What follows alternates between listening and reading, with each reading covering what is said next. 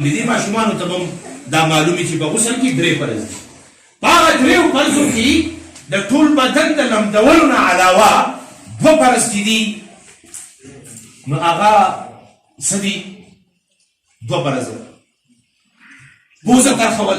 یعنې پوزې ته اوبه اچول او د خولې غړغړه کول که مزمزه او استنشاق علماء کرام په فقه کې وایي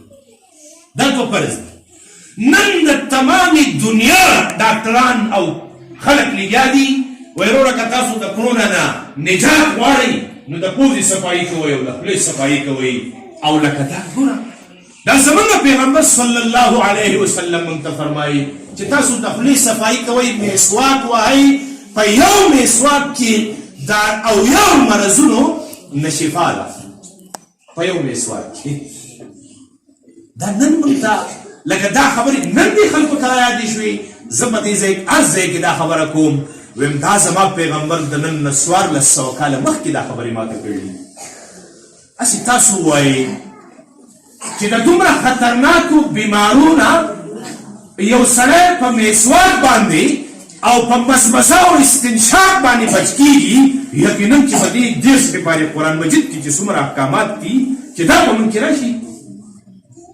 په موږ کې به څومره خوشحالۍ راشي،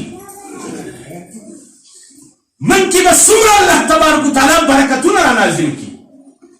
موږ ته به الله تبارک وتعالی د دې قرآن په وجه باندې څومره برکتونه راکړي. یو حکم یو دا موږ ته پیغمبر صلی الله علیه وسلم فرمایلی دي که نه چې تاسو کله ډوډۍ خورئ نو هم به لاس وینځئ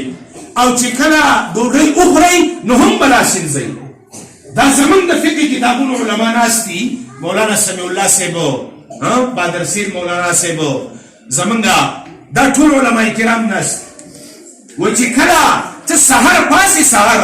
نو لاس به په اوبو کې نه ورته کې څو پورې چې تا دا لاس وینځلی دی، ځکه تا ته پته نشته چې اين باتت یده